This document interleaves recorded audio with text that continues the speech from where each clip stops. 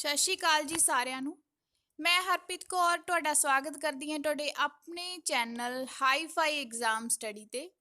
ਅੱਜ ਦਾ ਆਪਣਾ ਟੌਪਿਕ ਹੈ ਜੀ ਜਸਟਿਸ। ਪੋਲਿਟੀ ਦਾ ਇਹ ਟੌਪਿਕ ਮੋਸਟ ਇੰਪੋਰਟੈਂਟ ਔਰ ਮੋਸਟ ਇੰਟਰਸਟਿੰਗ ਹੈ, ਇਸ ਲਈ ਵੀਡੀਓ ਨੂੰ ਐਂਡ ਤੱਕ ਜ਼ਰੂਰ ਦੇਖਿਓ ਔਰ ਮੈਨੂੰ ਕਮੈਂਟ ਕਰਕੇ ਜ਼ਰੂਰ ਦੱਸਿਓ ਕਿ ਵੀਡੀਓ ਕਿਸ ਤਰ੍ਹਾਂ ਦੀ ਲੱਗੀ। ਸਟਾਰਟ ਕਰਦੇ ਹਾਂ ਜੀ।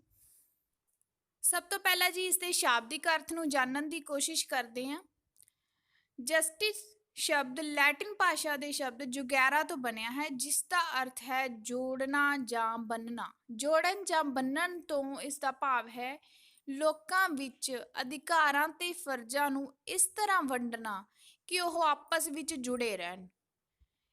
ਇਹਨਾਂ ਇੱਥੇ ਡਿਊਟੀਜ਼ ਤੇ ਰਾਈਟਸ ਦੀ ਗੱਲ ਹੋ ਰਹੀ ਹੈ। ਡਿਊਟੀਜ਼ ਤੇ ਰਾਈਟਸ ਨੂੰ ਇਸ ਤਰ੍ਹਾਂ ਦੇਣਾ ਕਿ ਉਹ ਆਪਸ ਵਿੱਚ ਇਕੱਠੇ ਰਹਿ ਸਕਣ, ਕੋਈ ਕਿਸੇ ਦੇ ਅਧਿਕਾਰਾਂ ਨੂੰ ਹਨਨ ਨਾ ਕਰੇ ਔਰ ਕੋਈ ਕਿਸੇ ਦੀ ਡਿਊਟੀਜ਼ ਦੇ ਵਿੱਚ ਨਾ ਆਵੇ। ਅੱਗੇ ਹੈ ਜੀ ਨਿਆਂ ਦੀ ਧਾਰਨਾ। ਆਰੰਭ ਤੋਂ ਹੀ ਚਿੰਤਨ ਦਾ ਇੱਕ ਮਹੱਤਵਪੂਰਨ ਵਿਸ਼ਾ ਰਹੀ ਹੈ, ਇੱਕ ਇੰਪੋਰਟੈਂਟ ਟੌਪਿਕ ਹੈ ਇਹ। ਔਰ ਪ੍ਰਾਚੀਨ ਭਾਰਤੀ ਗ੍ਰੰਥਾਂ ਵਿੱਚ ਨਿਆਂ ਨੂੰ ਧਰਮ ਨਾਲ ਜੋੜਿਆ ਗਿਆ ਹੈ, ਜਿਸ ਦਾ ਅਰਥ ਹੈ ਕਿ ਇੱਕ ਐਸੀ ਵਿਵਸਥਾ ਦਾ ਪਾਲਨ ਕਰਨਾ, ਇੱਕ ਐਸੀ ਸਿਚੁਏਸ਼ਨ ਕ੍ਰੀਏਟ ਕਰਨਾ ਜੋ ਇੱਕ ਨਿਆਂਪੂਰਨ ਸਮਾਜ ਤੇ ਉਸਦੇ ਵਿਕਾਸ ਲਈ ਉੱਤਮ ਹੋਵੇ। ਠੀਕ ਹੈ ਜੀ। ਅੱਗੇ ਹੈ ਜੀ ਸਮਾਜ ਦੇ ਹਰ ਇੱਕ ਵਿਅਕਤੀ ਨੂੰ ਉਸਦਾ ਹੱਕ ਤੇ ਸਥਾਨ ਦਿਵਾਉਣ ਵਾਲੀ ਵਿਵਸਥਾ ਨੂੰ ਜਸਟਿਸ ਕਿਹਾ ਜਾਂਦਾ ਹੈ ਜਾਂ ਨਿਆਂ ਕਿਹਾ ਜਾਂਦਾ ਹੈ। ਹਰ ਵਿਅਕਤੀ ਨੂੰ ਉਸਦਾ ਹੱਕ ਮਤਲਬ ਅਧਿਕਾਰ ਤੇ ਸਥਾਨ ਜਿਸ ਨੂੰ ਉਹ ਡਿਜ਼ਰਵ ਕਰਦਾ ਹੈ ਉਸ ਨੂੰ ਦਿਵਾਉਣ ਵਾਲੀ ਵਿਵਸਥਾ ਨੂੰ ਨਿਆਂ ਕਿਹਾ ਜਾਂਦਾ ਹੈ। ਅਜੋਕੇ ਸਮੇਂ ਵਿੱਚ ਸਹੂਲਤਾਂ, ਮੌਕੇ, ਲਾਭ ਤੇ ਸ਼ਕਤੀ ਨਾਲ ਜੁੜੀ ਹੋਈ ਇਹ ਧਾਰਨਾ ਹੈ। ਅੱਜ ਕੱਲ੍ਹ ਇਸ ਨੂੰ ਸਹੂਲਤਾਂ ਮਤਲਬ ਕਿ ਫੈਸਿਲਿਟੀਜ਼ ਦਿੱਤੀਆਂ ਜਾਂਦੀਆਂ ਹਨ, ਉਹਨਾਂ ਵਿੱਚ ਸਮਾਨਤਾ ਹੋਵੇ, ਨਿਆਂ ਕੀਤਾ ਜਾਵੇ ਸਾਰਿਆਂ ਨਾਲ।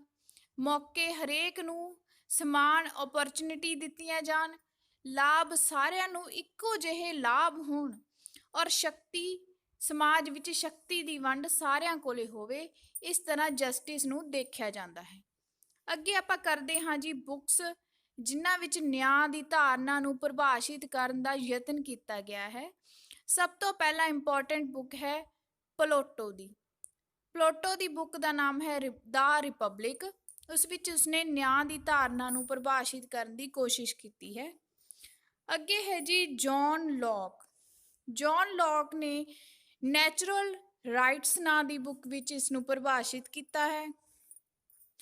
ਨੈਕਸਟ ਹੈ ਜੀ John Bordley Rawls. Most important book ਹੈ ਇਹਨਾਂ ਦੀ ਆ ਥਿਊਰੀ ਆਫ ਜਸਟਿਸ। ਇਸ ਵਿੱਚ ਇਹਨਾਂ ਨੇ ਨਿਆਂ ਦੀ ਧਾਰਨਾ ਨੂੰ 3 ਸਿਧਾਂਤ ਦਿੱਤੇ ਹਨ। ਨਿਆਂ ਦੀ ਧਾਰਨਾ ਦੇ 3 ਸਿਧਾਂਤ ਦਿੱਤੇ ਹਨ। ਅੱਗੇ ਹੈ ਜੀ ਪਰਿਭਾਸ਼ਾਵਾਂ। ਪਲੇਟੋ ਦੀ ਬੁੱਕ ਦਾ ਰਿਪਬਲਿਕ ਵਿੱਚ ਪਲੇਟੋ ਦੇ ਅਨੁਸਾਰ ਜਦੋਂ ਸਮਾਜ ਵਿਭਿੰਨ ਵਰਗਾਂ ਉਤਪਾਦਕ ਵਰਗ, ਮਜ਼ਦੂਰ ਵਰਗ, ਸੈਨਿਕ ਵਰਗ ਤੇ ਸ਼ਾਸਕ ਵਰਗ ਵਿੱਚ ਸੰਤੁਲਨ ਕਾਇਮ ਹੋ ਜਾਂਦਾ ਹੈ ਤਾਂ ਨਿਆਂ ਦੀ ਸਥਾਪਨਾ ਕੀਤੀ ਜਾ ਸਕਦੀ ਹੈ। ਦੇਖੋ ਇਸ ਵਿੱਚ ਉਸਨੇ ਉਤਪਾਦਕ ਵਰਗ ਜੋ ਅਨਾਜ ਪੈਦਾ ਕਰਦਾ ਹੈ, ਜੋ ਜ਼ਰੂਰਤਾਂ ਪੂਰੀਆਂ ਕਰਦਾ ਹੈ, ਉਤਪਾਦਕ ਜਾਂ ਪ੍ਰੋਡਕਸ਼ਨ ਕਰਦਾ ਹੈ, ਉਸ ਦੀ ਵੀ ਗੱਲ ਕੀਤੀ ਹੈ। ਮਜ਼ਦੂਰ ਵਰਗ ਜੋ ਉਸ 'ਤੇ ਕੰਮ ਕਰਦਾ ਹੈ, ਸੈਨਿਕ ਵਰਗ ਜੋ ਉਸ ਦੀ ਰੱਖਿਆ ਕਰਦਾ ਹੈ ਔਰ ਸ਼ਾਸਕ ਵਰਗ ਜੋ ਇਹਨਾਂ ਸਾਰੀਆਂ ਗੱਲਾਂ ਨੂੰ ਕੰਟਰੋਲ ਕਰਦਾ ਹੈ। ਸਾਰਿਆਂ ਵਿੱਚ ਸੰਤੁਲਨ ਦੀ ਵਿਵਸਥਾ ਨੂੰ ਨਿਆਂ ਕਿਹਾ ਹੈ। ਨੈਕਸਟ ਹੈ ਜੀ ਮੇਰੀਅਮ ਦੇ ਅਨੁਸਾਰ। ਮੇਰੀਅਮ ਦੇ ਅਨੁਸਾਰ ਉਹਨਾਂ ਨੇ ਕਿਹਾ ਹੈ ਕਿ ਨਿਆਂ ਉਹਨਾਂ ਮਾਨਤਾਵਾਂ ਤੇ ਕਾਨੂੰਨੀ ਪ੍ਰਕਿਰਿਆਵਾਂ ਦਾ ਯੋਗ ਹੈ ਜਿਸ ਦੇ ਦੁਆਰਾ ਹਰੇਕ ਵਿਅਕਤੀ ਨੂੰ ਉਚਿਤ ਸੁਵਿਧਾਵਾਂ ਪਹੁੰਚਾਈਆਂ ਜਾ ਸਕਣ। ਉਹਨਾਂ ਮਾਨਤਾਵਾਂ ਤੇ ਕਾਨੂੰਨੀ ਪ੍ਰਕਿਰਿਆਵਾਂ ਮਤਲਬ ਕਿ ਲਾਜ਼ ਦੇ ਦੁਆਰਾ, ਕਾਨੂੰਨਾਂ ਦੁਆਰਾ ਜੋ ਨਿਆਂ ਨੂੰ ਪ੍ਰਾਪਤ ਕੀਤਾ ਜਾ ਸਕਦਾ ਹੈ। ਨੈਕਸਟ ਡੈਫੀਨੇਸ਼ਨ ਆਪਾਂ ਕਰ ਰਹੇ ਹਾਂ ਜੀ ਪੀਟਰਸਨ ਤੇ ਬੈਂਡ ਦੀ। ਉਹਨਾਂ ਨੇ ਕਿਹਾ ਹੈ ਜਦੋਂ ਤੱਕ ਭੇਦਭਾਵ ਦਾ ਕੋਈ ਉਚਿਤ ਕਾਰਨ ਨਾ ਹੋਵੇ ਉਦੋਂ ਤੱਕ ਸਾਰੇ ਵਿਅਕਤੀਆਂ ਨਾਲ ਇੱਕ ਸਮਾਨ ਵਿਵਹਾਰ ਕੀਤਾ ਜਾਵੇ, ਇਹ ਨਿਆਂ ਹੈ। ਭੇਦਭਾਵ ਦਾ ਕੋਈ ਉਚਿਤ ਕਾਰਨ ਮਤਲਬ ਕਿ ਜਿਵੇਂ ਇੱਕ ਡਾਕਟਰ ਅਤੇ ਇੱਕ ਮਜ਼ਦੂਰ ਵਿੱਚ ਕੁਆਲੀਫਿਕੇਸ਼ਨ ਦਾ ਫਰਕ ਹੈ, ਇਸੇ ਕਰਕੇ ਉਹਨਾਂ ਨਾਲੋਂ ਭੇਦਭਾਵ ਕੀਤਾ ਜਾਂਦਾ ਹੈ। ਉਹ ਇੱਕ ਉਚਿਤ ਕਾਰਨ ਹੈ, ਤੇ ਜੇਕਰ ਕੋਈ ਉਚਿਤ ਕਾਰਨ ਨਾ ਹੋਵੇ ਉਦੋਂ ਤੱਕ ਵਿਅਕਤੀਆਂ ਨਾਲ ਇੱਕ ਸਮਾਨ ਵਿਵਹਾਰ ਹੀ ਕਰਨਾ ਚਾਹੀਦਾ ਹੈ। ਠੀਕ ਹੈ ਜੀ। ਨੈਕਸਟ ਹੈ ਡੀ ਰਾਫੇਲ ਦੀ ਡੈਫੀਨੇਸ਼ਨ। ਨਿਆਂ ਦੀ ਵਿਵਸਥਾ ਤੋਂ ਭਾਵ ਹੈ ਜਿਸ ਦੁਆਰਾ ਵਿਅਕਤੀਗਤ ਅਧਿਕਾਰਾਂ ਦੀ ਰੱਖਿਆ ਹੋਵੇ ਤੇ ਸਮਾਜ ਦੀ ਮਰਿਆਦਾ ਬਣੀ ਰਹੇ।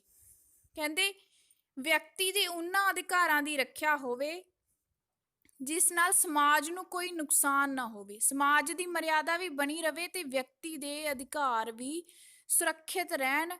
ਡੀ ਰਾਫੇਲ ਦੇ ਅਨੁਸਾਰ ਉਹ ਨਿਆਂ ਦੀ ਵਿਵਸਥਾ ਹੈ। ਨੈਕਸਟ ਹੈ ਜੀ, ਸਭ ਤੋਂ ਮਹੱਤਵਪੂਰਨ ਪਰਿਭਾਸ਼ਾ ਜੌਨ ਰੌਲਸ ਦੀ ਹੈ। ਉਹਨਾਂ ਨੇ ਆਪਣੀ ਬੁੱਕ ਵਿੱਚ ਨਿਆਂ ਦੇ ਸਿਧਾਂਤ ਦੀ ਵਿਆਖਿਆ ਕੀਤੀ ਹੈ। ਉਹਨਾਂ ਨੇ ਆਪਣੇ ਨਿਆਂ ਸਿਧਾਂਤ ਨੂੰ 2 ਭਾਗਾਂ ਵਿੱਚ ਵੰਡਿਆ ਹੈ। ਕਿਤੇ ਕਿਤੇ ਇਹ ਨਿਆਂ ਸਿਧਾਂਤ 3 ਭਾਗਾਂ ਵਿੱਚ ਵੀ ਹੈ, ਕਿਉਂਕਿ ਉਸਦੇ ਦੂਸਰੇ ਨਿਆਂ ਸਿਧਾਂਤ ਨੂੰ 2 ਭਾਗਾਂ ਵਿੱਚ ਵੰਡਿਆ ਜਾਂਦਾ ਹੈ ਅੱਗੇ ਜਾ ਕੇ। ਇਸ ਕਰਕੇ 2 ਭਾਗ ਆਪਾਂ ਮੰਨਾਂਗੇ। ਸਭ ਤੋਂ ਪਹਿਲਾਂ ਉਹਨਾਂ ਦਾ ਨਿਯਮ ਹੈ ਪ੍ਰਿੰਸੀਪਲ ਆਫ ਲਿਬਰਟੀ, ਸੁਤੰਤਰਤਾ ਦਾ ਨਿਯਮ। ਸਮਾਜ ਵਿੱਚ ਹਰ ਇੱਕ ਵਿਅਕਤੀ ਨੂੰ ਬਰਾਬਰ ਰਾਜਨੀਤਿਕ ਸੁਤੰਤਰਤਾ ਹੋਣੀ ਚਾਹੀਦੀ ਹੈ। ਜੇਕਰ ਅਜਿਹਾ ਹੈ ਤਾਂ ਸਮਾਜ ਵਿੱਚ ਨਿਆਂ ਦੀ ਸਥਾਪਨਾ ਹੋ ਸਕਦੀ ਹੈ। ਕਹਿੰਦੇ ਸਮਾਜ ਦੇ ਹਰ ਇੱਕ ਸਿਟੀਜ਼ਨ ਨੂੰ, ਹਰ ਇੱਕ ਵਿਅਕਤੀ ਨੂੰ ਬਰਾਬਰ ਰਾਜਨੀਤਿਕ ਸੁਤੰਤਰਤਾ ਮਤਲਬ ਰਾਜਨੀਤੀ ਵਿੱਚ ਭਾਗ ਲੈਣ ਦੀ ਸੁਤੰਤਰਤਾ ਹੋਣੀ ਚਾਹੀਦੀ ਹੈ। ਜੇਕਰ ਅਜਿਹਾ ਹੈ ਤਾਂ ਨਿਆਂ ਦੀ ਸਥਾਪਨਾ ਹੋ ਸਕਦੀ ਹੈ, ਔਰ ਜੇਕਰ ਅਜਿਹਾ ਨਹੀਂ ਹੈ ਤਾਂ ਉਸ ਸਮਾਜ ਵਿੱਚ ਨਿਆਂ ਦੀ ਸਥਾਪਨਾ ਨਹੀਂ ਹੋ ਸਕਦੀ। ਉਹਨਾਂ ਦੇ ਅਕੋਰਡਿੰਗ ਇਹ ਰਾਜਨੀਤਿਕ ਸਹਿਭਾਗਤਾ ਕਿਸ ਤਰ੍ਹਾਂ ਦੀ ਹੋਣੀ ਚਾਹੀਦੀ ਹੈ? ਰਾਜਨੀਤੀ ਵਿੱਚ ਸਹਿਭਾਗੀ ਹੋਣਾ।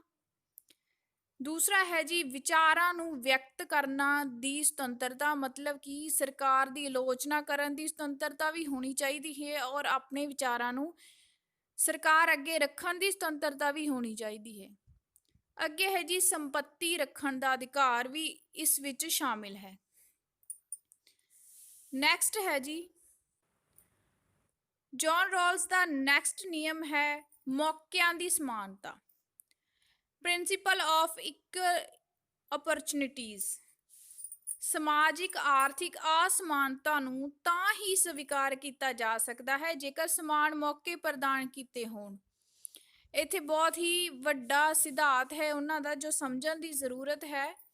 ਕਹਿੰਦੇ ਸਮਾਜਿਕ ਤੇ ਆਰਥਿਕ ਅਸਮਾਨਤਾ ਨੂੰ ਫੇਰ ਹੀ ਸਵੀਕਾਰ ਕਰਾਂਗੇ, ਤਾਂ ਹੀ ਐਕਸੈਪਟ ਕੀਤਾ ਜਾ ਸਕਦਾ ਹੈ ਜੇਕਰ ਉਹਨਾਂ ਨੂੰ ਸਮਾਨ ਮੌਕੇ ਪ੍ਰਦਾਨ ਕੀਤੇ ਗਏ ਹੋਣ।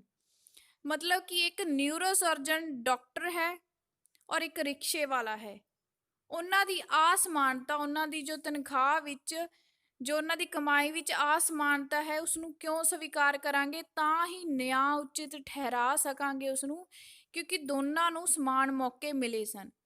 ਰਿਕਸ਼ਾ ਡਰਾਈਵਰ ਨੂੰ ਵੀ ਡਾਕਟਰ ਬਣਨ ਦਾ ਮੌਕਾ ਮਿਲਿਆ ਸੀ ਪਰ ਉਹ ਨਹੀਂ ਬਣ ਸਕਿਆ, ਔਰ ਨਿਊਰੋ ਸਰਜਨ ਨੂੰ ਵੀ ਨਿਊਰੋ ਸਰਜਨ ਬਣਨ ਦਾ ਮੌਕਾ ਮਿਲਿਆ ਸੀ। ਇਸ ਕਰਕੇ ਕਹਿੰਦੇ ਇਸ ਤਰ੍ਹਾਂ ਇਸ ਨੂੰ ਸੰਤੁਲਨ ਜੋ ਬਣਿਆ ਹੈ ਸਮਾਜ ਵਿੱਚ, ਉਸਨੂੰ ਨਿਆਂ ਸੰਗਤ ਠਹਿਰਾ ਸਕਦੇ ਹਾਂ। ਇਸ ਵਿੱਚ ਅੱਗੇ ਉਹਨਾਂ ਨੇ 2 ਪੁਆਇੰਟ ਦਿੱਤੇ ਹਨ, open to all and benefit to all. ਇਸ ਦਾ ਅਰਥ ਹੈ ਕਿ ਸਾਰਿਆਂ ਨੂੰ ਸਮਾਨ ਮੌਕੇ, ਸਾਰਿਆਂ ਲਈ ਸਮਾਨ ਮੌਕੇ ਪ੍ਰਦਾਨ ਕੀਤੇ ਹੋਣ, ਤੇ ਬੈਨੀਫਿਟ ਟੂ ਆਲ, ਸਾਰਿਆਂ ਨੂੰ ਉਸ ਦਾ ਸਮਾਨ ਲਾਭ ਪ੍ਰਾਪਤ ਹੋਵੇ। ਅੱਗੇ ਹੈ ਜੀ ਲੋਕ, ਰੂਸੋ ਤੇ ਕਾਂਟ ਵਰਗੇ ਵਿਚਾਰਕਾਂ ਨੇ ਨਿਆਂ ਦਾ ਮਤਲਬ ਸੁਤੰਤਰਤਾ, ਸਮਾਨਤਾ ਤੇ ਕਾਨੂੰਨ ਦਾ ਮਿਸ਼ਰਣ ਕਿਹਾ ਹੈ। ਇਹ ਇਸ ਪੂਰੇ ਟੌਪਿਕ ਦਾ ਕਨਸੈਪਟ ਦਾ ਕਨਕਲੂਜਨ ਹੈ।